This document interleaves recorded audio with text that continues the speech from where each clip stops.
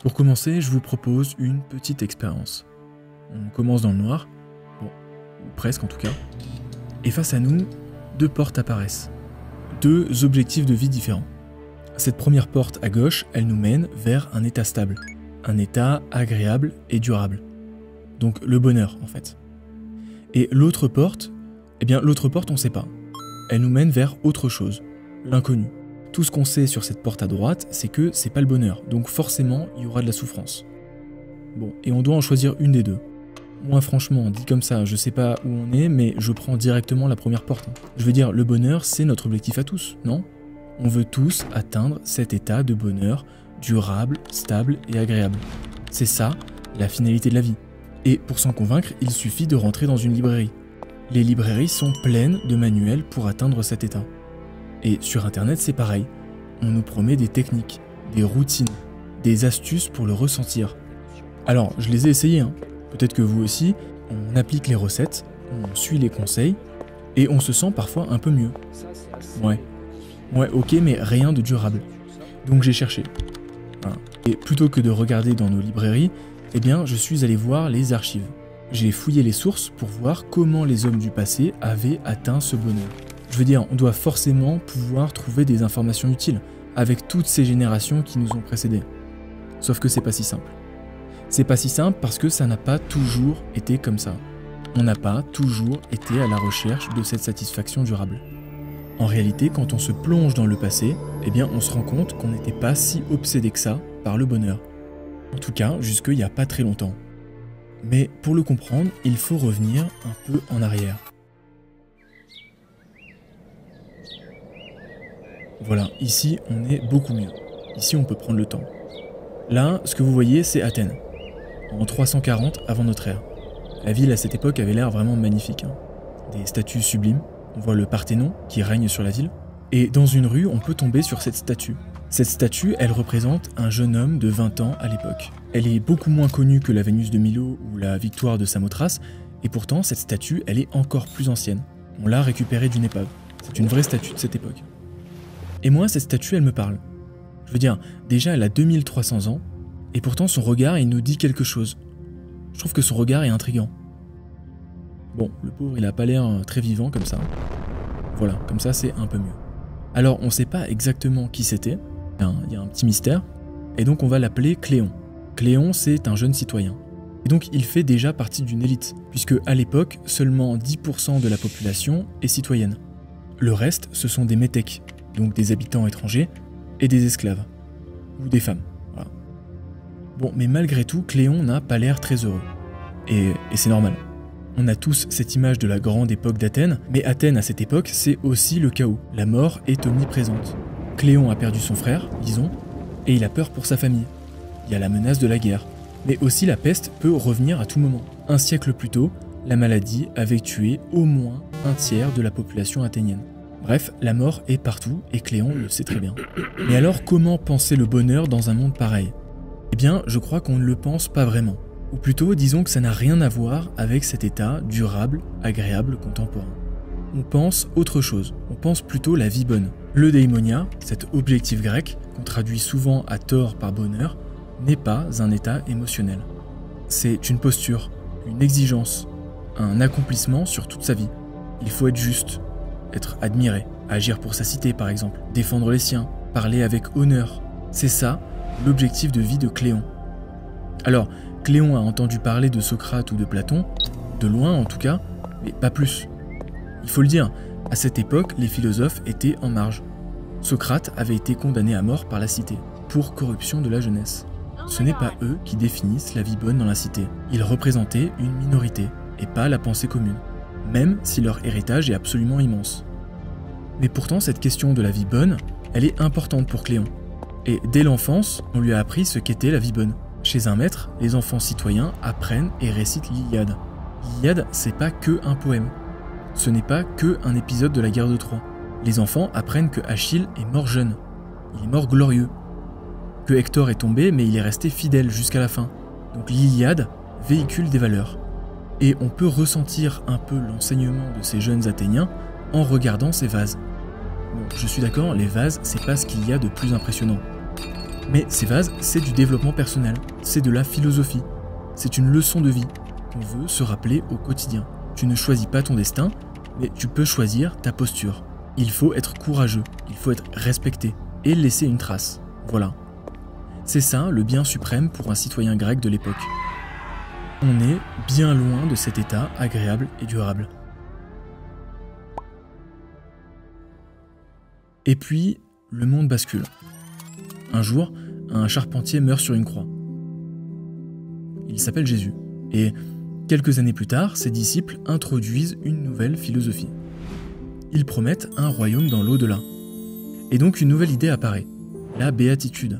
Le christianisme introduit un nouvel objectif de vie. Non pas rechercher la gloire, le respect, la fidélité de son vivant. Non, maintenant l'objectif de vie c'est le paradis. Pas un état à conquérir, mais plutôt une grâce à recevoir. Pas ici, mais là-haut, après la mort. Un état d'âme uni à Dieu, dans la paix, dans la joie et dans l'amour, sans souffrance.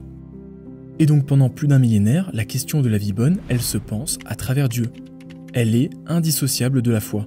On ouvre la Bible et on a des indices sur comment mener une vie bonne.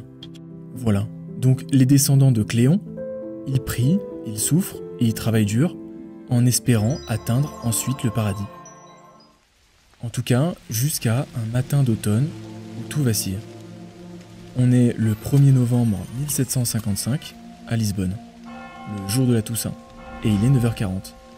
Donc les églises sont pleines, forcément c'est le jour de la Toussaint. Tout le monde est en train de prier.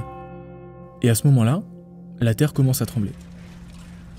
Les clochers s'effondrent, et le pire est à venir puisque la mer se retire.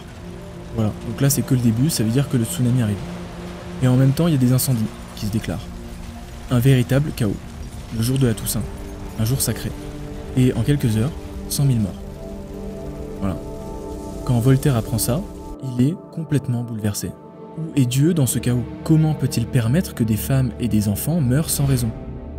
Comme ça, en quelques heures. Et donc il écrit Candide, comme une forme de thérapie. Le héros de ce livre voit justement le monde brûler. Et sa seule réponse, c'est de cultiver son jardin, travailler pour trouver un peu de bonheur. Voltaire, en fait, comme d'autres penseurs des Lumières, remettent en question Dieu, et donc le paradis, et donc l'objectif de la vie. C'est comme ça que peu à peu, le paradis devient terrestre. L'idée du bonheur moderne est née. Il n'est plus céleste, il devient personnel. À Paris, sous les réverbères, des pamphlets commencent à circuler. On écrit que chacun a droit au bonheur. Et on commence à entendre ce mot partout. Il rentre même dans les constitutions. Il devient un droit, un devoir même, une attente nationale. La promesse du bonheur se démocratise. Voilà, et ça c'était au XVIIIe siècle. Et aujourd'hui, eh bien, on croit encore moins au paradis. Donc le bonheur est devenu notre seul objectif de vie. On veut cet état paisible, durable, de joie permanente, mais ici et maintenant. Un paradis terrestre. Le problème, c'est que ce bonheur-là, eh bien, il nous glisse entre les doigts. Il ne dure pas. Et ça, on en a tous l'intuition. Et c'est aussi ce que confirment les études. Here's two different futures that I invite you to contemplate, and you can try to simulate them and tell me which one you think you might prefer. One of them is winning the lottery. This is about $314 million, and the other is becoming paraplegic. And this is exactly what you expected, isn't it? But these aren't the data. I made these up. These are the data. A year after losing the use of their legs, and a year after winning the lotto, lottery winners and paraplegics are equally happy with their lives. We see that winning or losing an election, gaining or losing a romantic partner, getting or not getting a promotion, passing or not passing a college test, on, have far less impact, less intensity, and much less duration than people expect them to have. Il semblerait que notre niveau de satisfaction revient presque toujours à son niveau de base, même après un drame, même après une grande victoire, et ce, au bout de quelques mois. C'est ce qu'on appelle l'adaptation hédonique. Alors le niveau de richesse peut influencer notre niveau de bonheur, nos relations sociales aussi. Donc ça ne veut pas dire qu'on ne peut pas du tout améliorer notre niveau de bonheur. Mais peut-être que c'est pas suffisant pour qu'on dédie notre vie entière à cet objectif. Voilà. Ça, c'est Léon. un lointain descendant de Cléon. Et Léon, aujourd'hui, fait tout pour atteindre le bonheur. Il a un bon travail, il fait de la méditation et du sport, il a lu tous les livres de développement personnel, et pourtant, le soir, eh bien, Léon, il est déprimé. Bon, en fait, Léon, c'est un peu nous tous. Léon ne comprend pas pourquoi ça fonctionne pas. Il ne comprend pas pourquoi son objectif de vie ne le remplit pas. Pourtant, on l'a vu, Cléon, son ancêtre, n'avait absolument pas le même objectif de vie que Léon. Ni les descendants de Cléon qui recherchaient le paradis. Ce que je veux dire par là, c'est pas que le bonheur est illusoire, quoique on pourrait en discuter, mais c'est surtout qu'il existe d'autres alternatives. Voilà. Et c'est ça que cache cette seconde porte à droite. Peut-être que finalement, ça ne valait pas le coup de se précipiter vers la première porte. Alors, en réalité, il n'y en a pas que deux des portes, il y en a une infinité. C'est ça, je crois, le message des grands philosophes modernes. Ils nous tendent la main vers autre chose, vers une autre porte que ce bonheur. Nietzsche, par exemple, ne cherche pas le bonheur, il cherche autre chose, une forme de joie créatrice. La joie, c'est, je crois, un sentiment beaucoup plus palpable que le bonheur. On a tous déjà ressenti de la joie. C'est un sentiment éphémère mais très intense.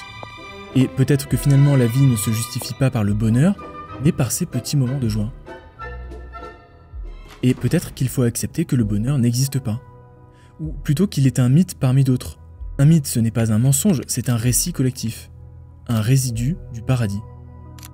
Un des mythes qui justifie la vie, et donc qui a l'utilité de nous permettre de supporter la souffrance. Mais cet état agréable, stable et durable n'est pas le seul objectif de la vie. C'est ça, je crois, qu'il faut retenir. Donc non, ce n'est pas foutu pour Léon. Alors, ça va pas être simple. Mais Léon sait maintenant qu'il peut chercher autre chose que le bonheur. Il peut trouver une autre philosophie avec une finalité qui le grandisse. Que ce soit l'ikigai japonais, la vertu grecque, le nirvana bouddhiste ou la joie nietzschéenne, il suffit de choisir. De choisir une philosophie qui lui permette de supporter la souffrance, sans promesse du paradis, et qui résonne au plus profond de ses entrailles.